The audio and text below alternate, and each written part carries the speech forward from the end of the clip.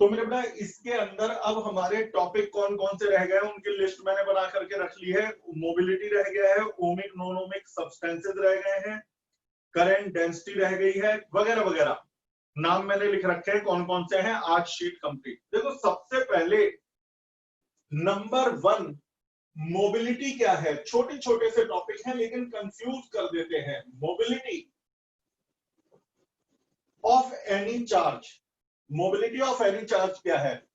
पहले मैं आपको याद दिला दूं, आपने जो वीडियो पढ़ी है उसमें ड्रिफ्ट वेलोसिटी का फॉर्मूला, इलेक्ट्रॉन्स की ड्रिफ्ट वेलोसिटी का फॉर्मूला पढ़ा था, ई टाउ अपॉन एम, जिसमें बाद में ई को वी अपॉन एल लिख दिया था तो e v tau upon m l आ गया था। एक तो ये फॉर्मूला याद रखना।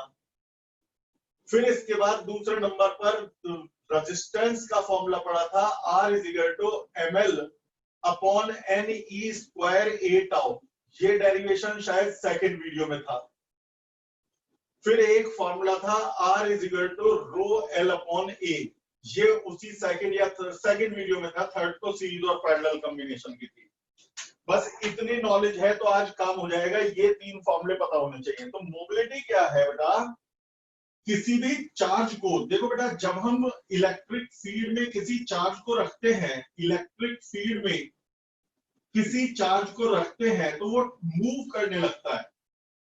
पॉजिटिव चार्ज है तो फील्ड की डायरेक्शन में मूव करता है, नेगेटिव चार्ज है तो फील्ड के अगेंस्ट मूव करता है। जिस वेलोसिटी से मूव करता है वही उसकी ड्रिफ्ट वेलोसिटी है। तो ड्रिफ्ट वेलोसिटी पर यूनिट इलेक्ट्रिक फील्ड को कहा जाता है मोबिलिटी। ड्रिफ्ट वेलोसिटी पर यूनिट इलेक्ट्रिक फील्ड, ये तो लिखने वाला फॉर्मूला है। समझने वाला कंसेप्ट क्या है, समझने वाला कंसेप्ट ये है 1 न्यूटन पर कूलम के इलेक्ट्रिक फील्ड में, 1 न्यूटन पर कूलम के इलेक्ट्रिक फील्ड में किसी चार्ज को रखने पर जो उसे वेलोसिटी मिलेगी वही उसकी मोबिलिटी है। मैंने कहा कि इस चार्ज की मोबिलिटी 2 है, इसका मतलब है 1 न्यूटन पर कूलम के फील्ड में इसे रख दो तो 2 मीटर पर सेकंड से चलेगा। मैंने कहा दूसरे चार्ज की मोबिलिटी 5 है, तो 1 न्यूटन पर कूलम के फील्ड में रख दो तो 5 मीटर पर सेकंड से चलेगा। तो 1 न्यूटन पर कूलम को कहते हैं यूनिट इलेक्ट्रिक फील्ड। तो यूनिट इलेक्ट्रिक फील्ड में चार्ज जिस वेलोसिटी से ट्रेवल करता है वही उसकी मोबिलिटी होती है। तो आगे के लिए फॉर्मूला याद, mu is equal to vd upon e या फिर vd is equal to mu into e. तो मोबिलिटी और ड्रिफ्ट वेलोसिटी का ये रिलेशन है, vd is equal to mu into e. जहां पर समझ में ना आए बीच में ही रोक करके पूछ सकते हो, कोई दिक्कत नहीं, पक्का करते चलो। इसके बाद दूसरे नंबर पर हमारा, इसमें छोटी छोटी जो हेडिंग्स है शीट नंबर 1 में, वो है करंट डेंसिटी। करंट डेंसिटी इसका सिंबल है जे। करंट डेंसिटी का सिंबल है जे। ये फॉर्मूले में बिठा रहा हूं, एक बार बस याद कर लो क्या है formula. R is equal to M L upon N E square A tau और drift velocity E tau upon M. क्या बताए फॉर्मूले, आज 4 कॉलम बना रहा हूं क्योंकि ज्यादा बड़ा बड़ा नहीं लिखना है। एक तो ड्रिफ्ट वेलोसिटी का formula e tau upon M, और दूसरा रेजिस्टेंस का formula m L upon N E square ए टाउ, और रेजिस्टेंस का दूसरा formula rho l upon a. ठीक है बेटा, ये सब आपके पढ़े हुए फॉर्मूले हैं पहले। अब आगे चलते हैं। तो करंट डेंसिटी किसे कहते हैं बेटा, करंट डेंसिटी कहते हैं करंट पर यूनिट एरिया को। मान लो बेटा ये करंट जा रही है यहां से आई, ए एरिया में से जा रही है, तो करंट डेंसिटी और कुछ नहीं आई अपॉन ए को कहा जाता है। करंट पर यूनिट एरिया कहलाती है करंट डेंसिटी। क्या कहलाती है, करंट डेंसिटी। लेकिन यदि कभी एरिया इस तरह से रखा हो और करंट उसके परपेंडिकुलर ना जा रही हो, एरिया टेढ़ा रखा हुआ है और करंट उसके परपेंडिकुलर नहीं जा रही, तब करंट डेंसिटी का फॉर्मूला होता है आई अपॉन ए कॉस थीटा। अब आई क्या है, करंट, ए क्या है, एरिया, थीटा क्या है, जवाब है नॉर्मल टू द कॉइल और करंट के बीच का एंगल। जैसे जैसे मैंने आप लोगों को पहले पुराने वीडियोस में एरिया वेक्टर करके बता रखा है, area normal to the surface जो होता है वो एरिया वेक्टर होता है। तो मेरे बेटा यहां पर आप इसे लिख सकते हैं करंट इज इक्वल टू, इस वाले फॉर्मूले को जे a cos theta, cross multiply कर दिया। यदि सीधे पर, अच्छा इस वाले में कॉस थीटा नहीं है, ऑन कह रहा नहीं है? मुझे बताओ थीटा किस किस का एंगल था? नॉर्मल टू द सरफेस और करंट।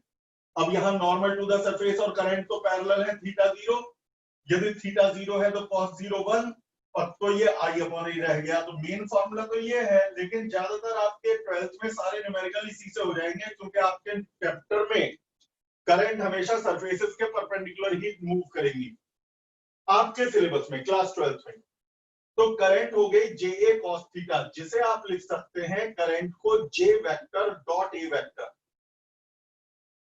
करंट को लिख सकते हैं j vector dot a vector. भाई a vector dot b vector होता है ए बी कॉस थीटा, तो j vector dot a vector होगा जे ए कॉस थीटा। अब यहां एक चीज नोटिस करने की है, current density is a vector quantity, current density एक वेक्टर क्वांटिटी है, जबकि करंट टेंसर क्वांटिटी है। कुछ बुक्स में स्केलर लिखा है, दरअसल करंट वेक्टर नहीं है, और जो वेक्टर नहीं होता तो हम लोग उसे स्केलर बोलते हैं। लेकिन एक टेंसर भी कैटेगरी है, स्केलर वो होते हैं जिनमें डायरेक्शन हो ही नहीं सकती है, वेक्टर वो होते हैं जिनमें मैग्नीट्यूड के साथ डायरेक्शन भी होती है, टेंसर वो होते हैं जिनमें मैग्नीट्यूड के साथ डायरेक्शन भी होती है लेकिन वो वेक्टर के रूल से ऐड नहीं होते। तुम ये बताओ बेटा, करंट में डायरेक्शन है? हाँ है, वायर में करंट ऊपर जा रही है, करंट दाएं जा रही है। लेकिन यदि मैं कहूं कि एक जंक्शन पर 2 एम्पियर करंट यहां से आई, 2 एम्पियर करंट यहां से आई और इधर चली गई मिलकर के 4 एम्पियर, आपने कोई वेक्टर एडिशन वाला रूल तो नहीं लगाया कि under root i1 square plus i2 square plus 2i1 i2 cos theta. Direction जबकि है, लेकिन डायरेक्शन का फायदा कुछ नहीं, ऐड करते समय ये वेक्टर के तरीके से ऐड नहीं होती। ऐसी ही क्वांटिटीज को टेंसर क्वांटिटी कहा जाता है। तो करंट टेंसर है, ना तो ये वेक्टर है ना स्केलर। तो करंट टेंसर है, जबकि करंट डेंसिटी एक वेक्टर है, करंट डेंसिटी वेक्टर है। आगे बढ़ते हैं, यदि करंट डेंसिटी वेक्टर है तो इसकी डायरेक्शन क्या होनी चाहिए? यदि करंट डेंसिटी एक वेक्टर है तो उसकी डायरेक्शन क्या होनी चाहिए? तो जवाब यह है कि जो ये हमारी करंट डेंसिटी है I अपॉन ए, और I तो था NEAVD, अच्छा वो लिखना रह गया। एक और फॉर्मूला आपकी वीडियोस में आया था करंट और ड्रिफ्ट वेलोसिटी का, NEAVD, जहां VD ड्रिफ्ट वेलोसिटी है। तो करंट होता है NEAVD डिवाइडेड बाई A, तो A से A कट गया तो करंट डेंसिटी हो जाती है NEVD। करंट डेंसिटी का फॉर्मूला हो गया NEVD, जिसमें number of electrons per unit volume scalar, charge of electron scalar, drift velocity vector, कोई भी वेलोसिटी वेक्टर। अब यदि वेक्टर का स्केलर से प्रोडक्ट होता है तो एक वेक्टर आंसर आता है और डायरेक्शन सेम रहती है, यानी कि बेटा करंट डेंसिटी की डायरेक्शन ड्रिफ्ट वेलोसिटी की डायरेक्शन एक ही है। स्केलर वेक्टर, और स्केलर और वेक्टर का प्रोडक्ट क्या होता है बेटा? स्केलर और वेक्टर का प्रोडक्ट होता है वेक्टर क्वांटिटी। तो ये वेक्टर क्वांटिटी है, तो याद रखना। खैर न्यूमेरिकल में वेक्टर्स की भी जरूरत नहीं पड़ेगी आपको, तो फॉर्मूला ये जरूरत पड़ेगा NEVD। तो मेरे बेटा यहाँ पर करंट डेंसिटी के बारे में आप लोग समझ गए, करंट के बारे में। अब आता है कंडक्टिविटी और कंडक्टेंस। मेरे बेटा रेजिस्टेंस का रेसिप्रोकल कहलाता है कंडक्टेंस, रेजिस्टेंस का रेसिप्रोकल कहलाता है कंडक्टेंस। रेजिस्टेंस की यूनिट होती है ओम, OHM। कंडक्टेंस की यूनिट होती है मोहो, MHO। पता नहीं किस साइंटिस्ट के दिमाग की उपज है। रेजिस्टेंस की यूनिट है OHM, ओम, और कंडक्टेंस की यूनिट है MHO, मोहो। कोई खाली बैठा होगा साइंटिस्ट, नई यूनिट बना डाली कि उल्टा ही कर दे। अच्छा हुआ इसे मीटर इसमें इनवर्स नहीं दिया, रटमी कहता। तो खैर ये तो मजाक की बात हो गई, लेकिन रेजिस्टेंस का रेसिप्रोकल है कंडक्टेंस, और रेजिस्टिविटी का रेसिप्रोकल होता है कंडक्टिविटी। सिंबल में यही लिखता जा रहा हूं, यदि सारे वर्ड लिखने लगा तो बोर्ड बहुत जल्दी भर जाएगा। तो रेजिस्टेंस का रेसिप्रोकल कंडक्टेंस और रेजिस्टिविटी का रेसिप्रोकल कंडक्टिविटी। समझ में आ गया? अब इसके बाद अगली हेडिंग कौन सी है भाई? Relation between. अगला हमारे को बढ़ाना है relation between current density, conductivity और इलेक्ट्रिक फील्ड। हमारा अगला टॉपिक है करंट डेंसिटी, कंडक्टिविटी और इलेक्ट्रिक फील्ड, इनमें आपस में क्या रिलेशन है। जरा आगे बढ़ने से पहले इधर आओ। R इज इक्वल टू है ml अपॉन ne स्क्वायर ए टाउ। भैया आज वाली वीडियो तो दोबारा देख ही लेना, है छोटे छोटे लेकिन उलझ जाते हैं। अभी तक तो कोई कंफ्यूजन नहीं हुआ इसमें, उलझ जाते हैं, थोड़ी देर में खिचड़ी बन जाएगी, इतने सारे छोटे छोटे छोटे छोटे पॉइंट हैं। तो मेरे बेटा रेजिस्टेंस का फॉर्मूला है ml अपॉन ne स्क्वायर ए टाउ। रेजिस्टेंस का दूसरा फॉर्मूला है रो एल अपॉन ए, रो है रेजिस्टिविटी, दोनों को मर्ज कर दो। इस R की जगह रो एल अपॉन ए रख दो, तो रो एल अपॉन ए बराबर होगा ml अपॉन ne स्क्वायर ए टाउ। L से L कट गया, A से A कट गया, तो रेजिस्टिविटी का फॉर्मूला है m upon ne square tau. अब यदि रेजिस्टिविटी का फॉर्मूला है m upon ne square tau, तो कंडक्टिविटी तो इसका रेसिप्रोकल है, रेजिस्टिविटी का रेसिप्रोकल है कंडक्टिविटी। एक बार अपने हाथ से लिखना रजिस्टर से, तो कंडक्टिविटी इसका रेसिप्रोकल है ne square tau upon m। ये फॉर्मूले आपको आगे मिल गए। एक बार क्विक रिकैप लेते हैं। मोबिलिटी, ड्रिफ्ट वेलोसिटी पर unit electric field. Unit electric field में चार्ज जिस वेलोसिटी से चलेगा वही उसकी मोबिलिटी होगी। Current density, current upon area. यदि सरफेस के परपेंडिकुलर करंट एंटर हो रही है या एग्जिट हो रही है तो I अपॉन ए, और यदि कुछ एंगल पर है तो I upon a cos theta, जहां theta is the angle between normal to the surface and electric field. फिर बेटा क्योंकि J is equal to I upon a cos theta, तो I is equal to j a cos theta, और j a cos theta को लिख सकते हो J vector dot a vector. ये फॉर्मूला है। अच्छा, इसका एक इंटीग्रेशन में भी फॉर्मूला आता है। जब कभी करंट डेंसिटी वेरिएबल होती है वो होता है integral J vector dot DA vector.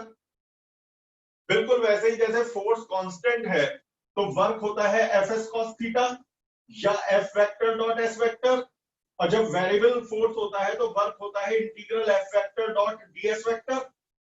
जहां वेरिएशन वहां इंटीग्रेशन। तो उसी तरह से जब कांस्टेंट करंट डेंसिटी होती है तो I होता है JA cos थीटा या J vector dot A vector, और जब वेरिएबल होती है तो integral J vector dot DA vector.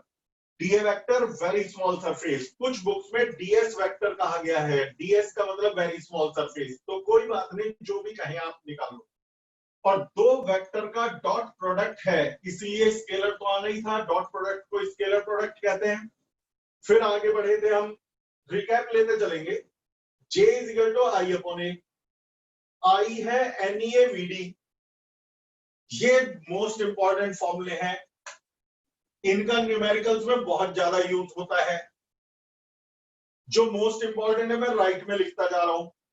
Numerical board में उस पर आने के चांसेस यदि 10% है तो इस पर आने के चांसेस 50% है, प्रोबेबिलिटी हाई है। तो यदि आपको यहां तक I अपॉन ए, आई होता है NEAVD डिवाइडेड बाई ए से ए कट गया तो J हो गया NEBD। अब मुझसे कहा गया J यानी कि करंट डेंसिटी, कंडक्टिविटी और इलेक्ट्रिक फील्ड में रिलेशन बताओ। शुरू करते हैं। मेरे बेटा अभी अभी आपने पढ़ा J is equal to NEBD, क्योंकि J का रिलेशन चाहिए। अब VD का फॉर्मूला रख दो, ड्रिफ्ट वेलोसिटी का फॉर्मूला रख दो। ड्रिफ्ट वेलोसिटी का formula E tau upon m। Drift velocity का फॉर्मूला है E tau upon m, E tau upon m, और E को यदि V अपॉन L लिख दें तो EV टाउ अपॉन ml। तो J का फॉर्मूला बन जाता है NE square E tau upon m। इसमें जरा एक काम कर, ई और टाउ को इंटरचेंज कर, टाउ यहां लिखो, ई यहां लिखो।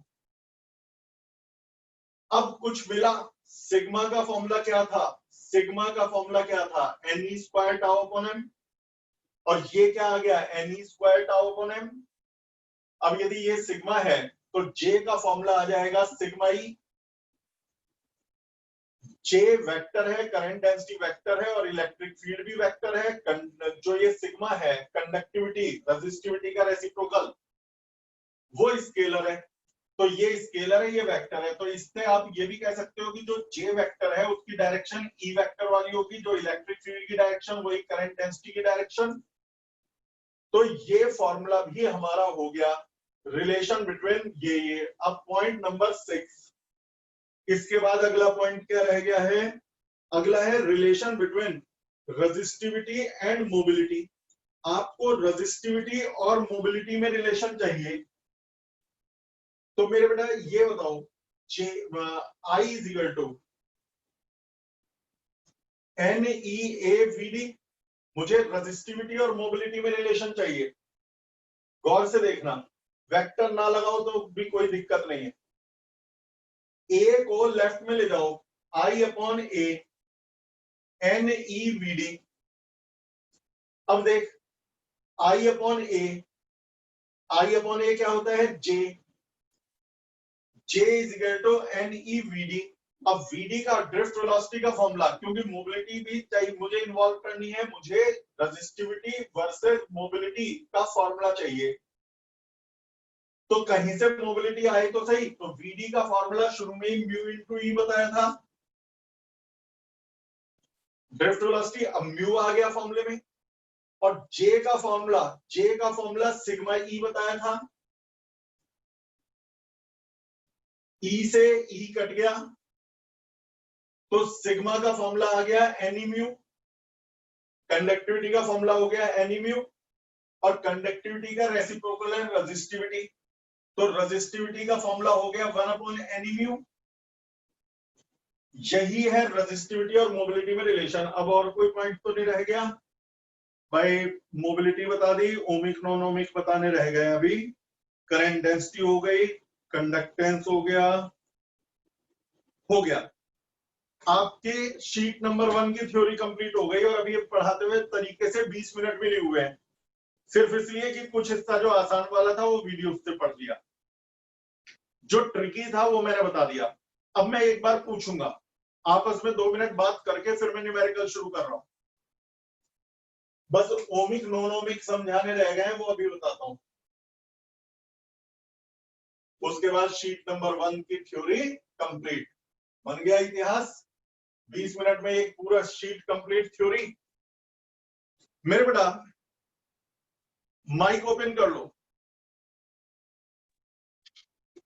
सारे, नहीं तो सबसे पर्सनली नेम लेके पूछूंगा, देख पूछना है तो पूछना ही है। पहले मैं बताऊंगा और फिर सारे मिलके बोलेंगे, मतलब ये रिवीजन चलना है कि यही तैयार हो जाए आधे से ज्यादा। मेरे बेटा सबसे पहले मैंने बताया था मोबिलिटी। मोबिलिटी क्या है, ड्रिफ्ट वेलोसिटी पर यूनिट इलेक्ट्रिक फील्ड। मोबिलिटी है ड्रिफ्ट वेलोसिटी पर यूनिट इलेक्ट्रिक फील्ड। तो बेटा म्यू का फॉर्मूला क्या हो गया, बोल के बता दो, देख के ही बोल दो, रिवीजन हो रहा है। म्यू का फॉर्मूला वीडी अपॉन ए हो गया म्यू ई। अब ये हमेशा के लिए खत्म, इस पे मैं बहस नहीं कर रहा, ये आसान है। Current density current upon area j is equal to I upon a, खत्म। थीटा एंगल पर हो तो I upon a cos theta. अब आपको चाहिए था j is equal to I upon a, I को रख दिया एनईएवीडी, आई को रख दिया एनईएवीडी, ए से ए किया, जे का फॉर्मूला एनईवीडी। एक बार फिर से जे का फॉर्मूला बोल के बताओ, जे का फॉर्मूला एनईवीडी एनईएवीडी या एनईवीडी, एनईवीडी ठीक है बेटा। और ये क्या है, conductance reciprocal of resistance, conductivity reciprocal of resistivity. अब इसके बाद बेटा ये फॉर्मूले और वो फॉर्मूले मिला करके एग्जाम में आ सकता है। जे और सिग्मा में रिलेशन बताओ, जे और सिग्मा में रिलेशन बताओ, जे सिग्मा और ई में। तो मैंने क्या किया, जे का फॉर्मूला लगाया, जे के फॉर्मूले में ड्रिफ्ट वेलोसिटी की फर्स्ट वैल्यू रख दी, समझ में आ गया, और सॉल्व करके जे का सिग्मा ई आ गया। जे का फॉर्मूला क्या था, करंट डेंसिटी का फॉर्मूला क्या था? तो जवाब है करंट, दोबारा बता रहा हूं, एनईवीडी था, नहीं था? करंट डेंसिटी का फॉर्मूला क्या था? NEVD और वीडी का फॉर्मूला आप बताओ क्या था? E tau upon E E tau upon m. इसका फॉर्मूला था ई टाउ अपॉन एम। तो इसे सिंप्लीफाई करके हम गया N E square tau upon m into e, और एन ई स्क्वायर टाउ अपॉन एम का सिग्मा, ये सिग्मा ई। सिग्मा कैसे आया उसे भी रिवाइज कर लो भाई, ml upon N E square ए टाउ। भाई मैं दो बार इसलिए बता रहा हूँ, यही पक्का हो जाए, गड़बड़ हो तो पकड़ में आ जाए। आर का फॉर्मूला था ml upon N E square ए टाउ, आर का दूसरा फॉर्मूला था रो एल अपॉन ए। मैंने एल अपॉन ए यहां से भी उड़ा दिया, एल अपॉन ए यहां से भी उड़ा दिया, तो ये हमारा हो गया रो यानी कि रेजिस्टिविटी, और रेसिप्रोकल करके कंडक्टिविटी। सिग्मा का फॉर्मूला एन ई स्क्वायर टाउ अपॉन एम, तो ये आ गया N E square tau upon M है सिग्मा। ये खत्म हुआ। फिर इसके बाद हमें बताना था रेजिस्टिविटी और मोबिलिटी में रिलेशन। तो I equal to n e vd में ए को लेफ्ट ले लिया, बचा एन ई वीडी। वीडी की वैल्यू क्या रख दी, म्यू ई। वीडी की वैल्यू अब की बार ये क्यों रखी, ये क्यों नहीं रखी ड्रिफ्ट वेलोसिटी की? अरे भैया जब मुझे मोबिलिटी का रिलेशन चाहिए तो मोबिलिटी इस फॉर्मूले में नहीं आएगी, इसमें आएगी। तो वीडी का ये भी फॉर्मूला है और ये भी फॉर्मूला है, रखूंगा वो वाला म्यू ई। और करंट डेंसिटी आई अपॉन ए का फॉर्मूला होता है सिग्मा ई, सिग्मा ई। तो ई से ई उड़ा दिया और सिग्मा का फॉर्मूला बन गया एनी म्यू, और सिग्मा का रेसिप्रोकल होता है रो, तो एनी म्यू का रेसिप्रोकल हो गया रेजिस्टिविटी। अब इतने बोर्ड रब करता हूं, मैं ओमिक के बारे में बताता हूं। तुम लोग जानते हो ओम्स लॉ। अच्छा एक चीज और बोल दूं, J is equal to sigma e. ये जो है J is equal to sigma e, इसे microscopic form of Ohm's law कहा जाता है। यदि कभी एग्जाम में आ जाए write microscopic form of Ohm's law, notes में लिख रखा है मैंने, write microscopic form of Ohm's law. Generally Ohm's law तो V इक्वल टू IR आप लोग पढ़ते आ रहे हो, यही ओम्स लॉ का फॉर्मूला है, ये भी ओम्स लॉ का फॉर्मूला है। ये कहलाता है macroscopic formula for Ohm's law, और ये कहलाता है microscopic formula for Ohm's law. J is equal to sigma E. अब ओमिक और नॉन ओमिक सब्सटेंस क्या होते हैं? मेरे बेटा ओम्स लॉ का फॉर्मूला जो V is equal to IR है, ये सारे मटेरियल इसे ओबे नहीं करते। कुछ मटेरियल ओमिक मतलब ओम्स लॉ को ओबे करते हैं और कुछ मटेरियल ओम्स लॉ को ओबे नहीं करते।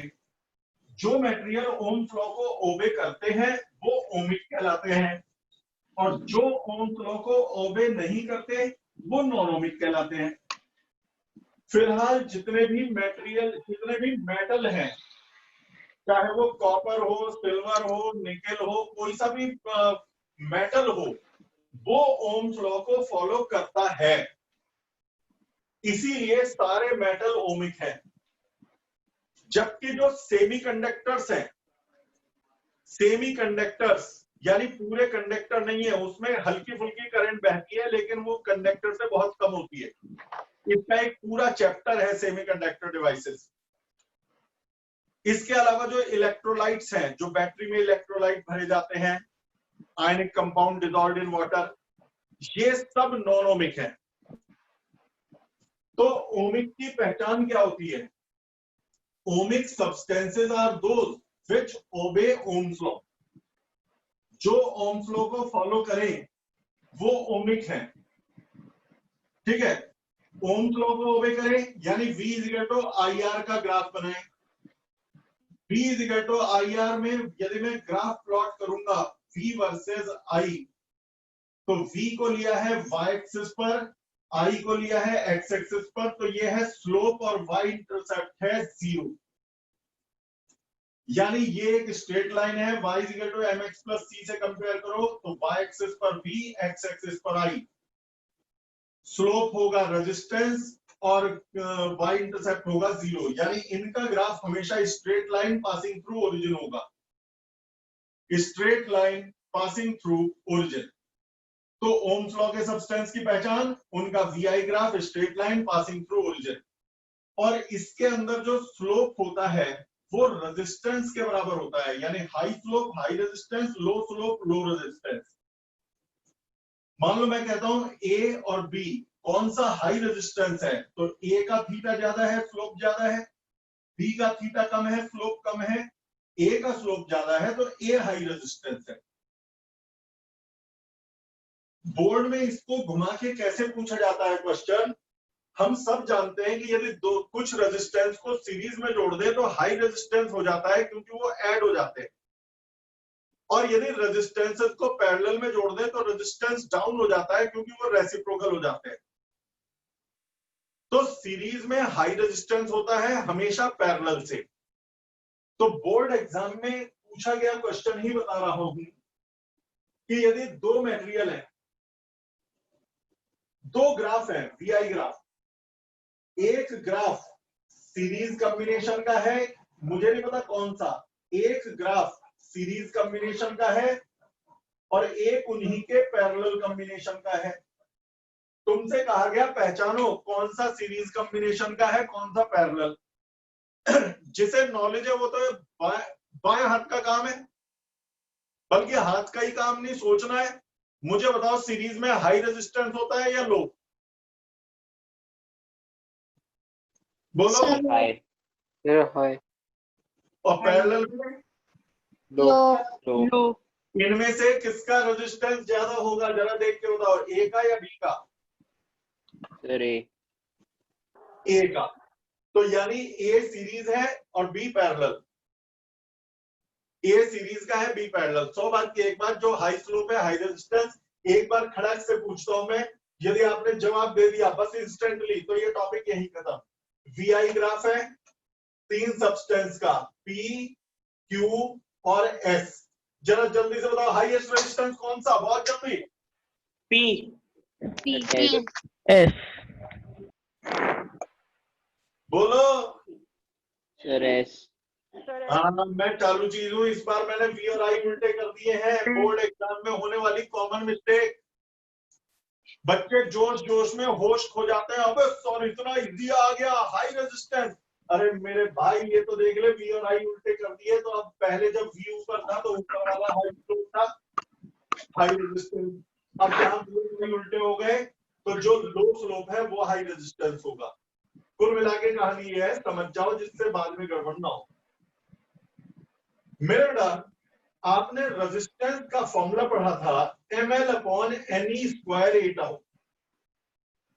जरा इससे रिलेटेड कुछ बात और कर ले, ऐसा है ना कुछ फॉर्मूले मुझे और एक्सप्लेन करने हैं डीपली वीडियो से ज्यादा, तो आज निपटा लेते हैं। आज न्यूमेरिकल नहीं शुरू करेंगे, सारी एक्सप्लेनेशन जो बस में मतलब मन में है वो निकाल दो।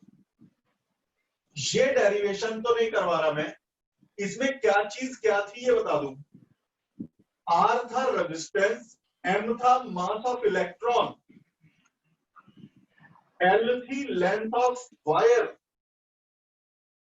A था area of cross section, N था number of free electrons per unit volume, E था चार्ज ऑफ इलेक्ट्रॉन, टाउ क्या था, टाउ था रिलैक्सेशन टाइम यानी time between two successive collision. जब इलेक्ट्रॉन चलता है तो कभी एक एटम से टकराता है, कभी दूसरे से टकराता है, कभी तीसरे से टकराता है। भाई एटम तो अपनी जगह पे फिक्स है, यदि एटम यहां है तो यही है। अब टक्कर तो इलेक्ट्रॉन की होगी, पहले इससे टकराया फिर इससे टकराया फिर इससे टकराया फिर इससे टकराया, तो दो कोलिजन के बीच में जो एवरेज समय लगता है वो टाउ है। ध्यान रहे एटम फिक्स है, सॉलिड के एटम अपनी जगह से नहीं हिलते। अब बात आती है टेम्परेचर बढ़ाने से,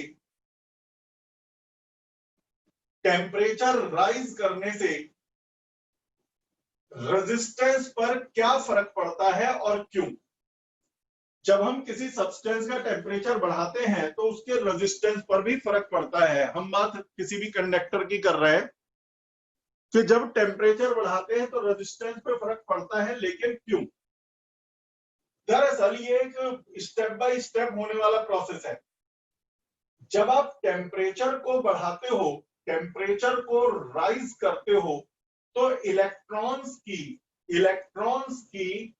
इंस्टेंटेनियस स्पीड बढ़ जाती है। तुमने पढ़ रखा होगा कि जो हीट एनर्जी है वो काइनेटिक एनर्जी में बदल जाती है, और सिर्फ इलेक्ट्रॉनिक क्यों, वैसे ही देख लो, पानी को गर्म करने रख दो तो मॉलिक्यूल भागने लगते हैं इधर उधर, क्योंकि हीट एनर्जी काइनेटिक एनर्जी में बदल जाती है। हवा को गर्म कर दो तो एयर मॉलिक्यूल तेजी से इधर उधर भागने लगते हैं, क्योंकि उनको हीट एनर्जी से काइनेटिक एनर्जी मिल जाती है।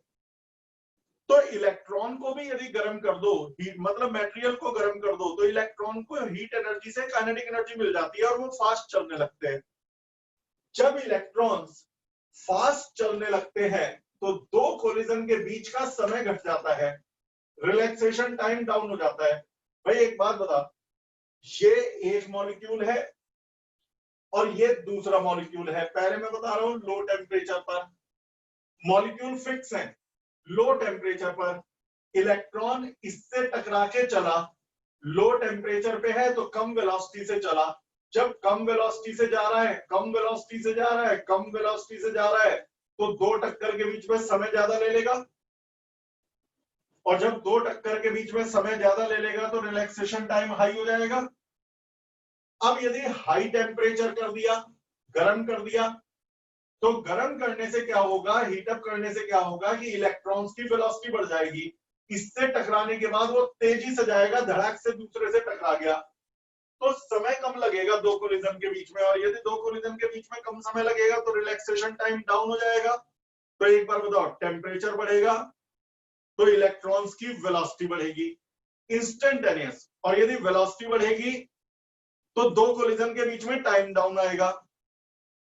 टेम्परेचर बढ़ेगा तो रिलैक्सेशन टाइम घटेगा, और रिलैक्सेशन टाइम घटेगा तो रेजिस्टेंस बढ़ेगा, इनवर्सली प्रोपोर्शनल।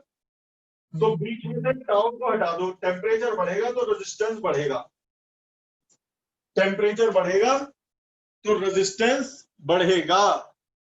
टेम्परेचर एक बार अब मैं फिर बता करके इसे खत्म करता हूं। टेम्परेचर बढ़ने से इलेक्ट्रॉन्स फास्ट चलते हैं, उनकी इंस्टेंटेनियस वेलोसिटी बढ़ती है, और जब इंस्टेंटेनियस वेलोसिटी बढ़ती है तो एटम तो फिक्स है अपनी जगह, तो दो कोलिजन के बीच का टाइम डाउन हो जाता है, रिलैक्सेशन टाइम यानी कि टाउ।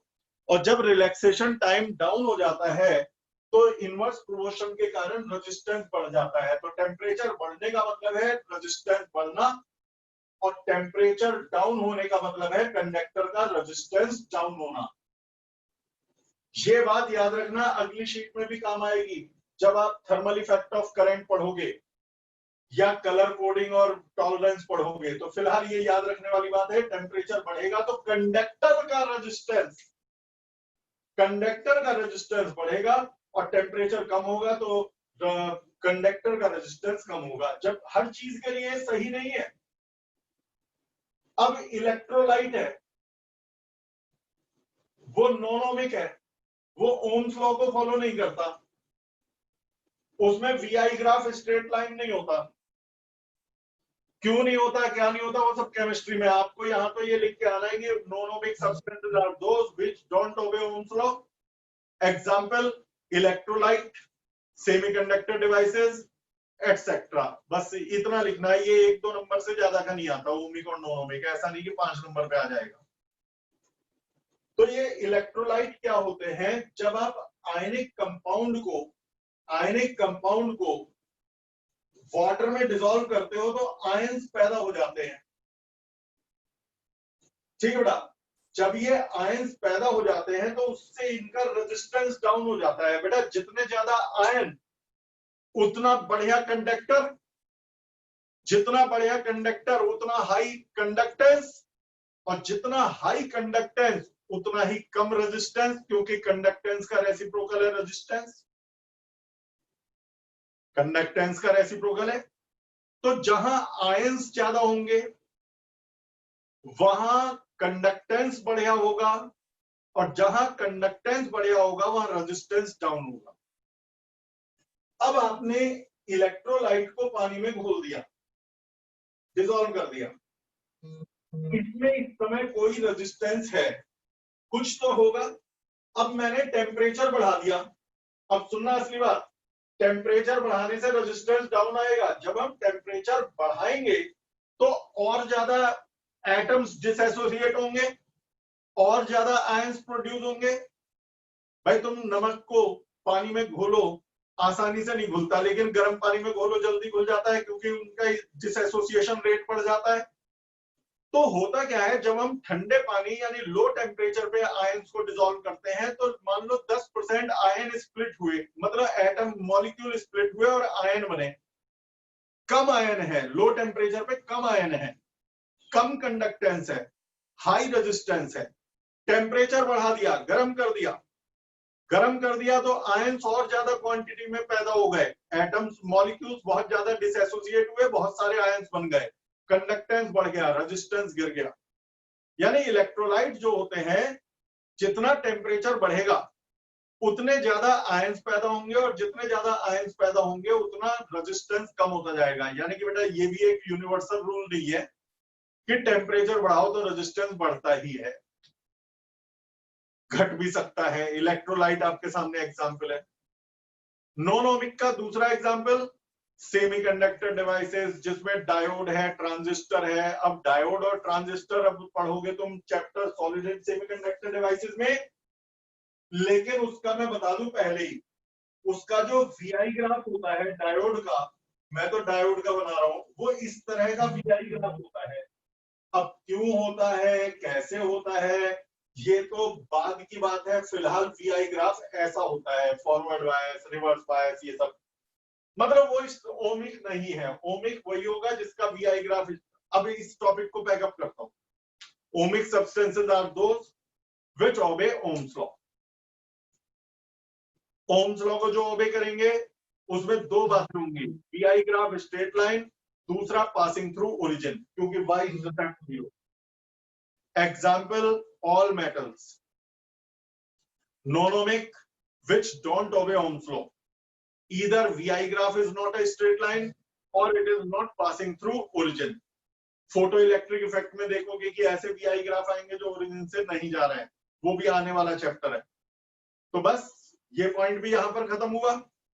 और क्या रह गया भाई शीट में, थ्योरी में तो भाई जो मुझे लग रहा है पहली शीट में जो भी कुछ था सब हो चुका। कल शाम को मिलेगी बेटा आपको वीडियो, कल तक तो आप इन्हीं को रिवाइज करो। कल शाम को मैं आपको दूंगा 2 वीडियो संडे को पढ़ने के लिए, सिर्फ 2, दोनों मिला के 45-50 मिनट की, टेस्ट के बाद दूंगा तुरंत। और संडे को बैठ के तैयारी करो तो कितना मजा आएगा कि पता चला आज शुरू हुआ, आधा पौने घंटे में खत्म हो गई शीट। तो वो वीडियो आप तैयार करना शुरू कर दो, और फिर इसके बाद हम करेंगे न्यूमेरिकल। न्यूमेरिकल आज नहीं कर रहे हैं, आज मन नहीं कर रहा, न्यूमेरिकल शुरू करेंगे अलग दिन पर। फिलहाल बाय, रेस्ट करो आपकी।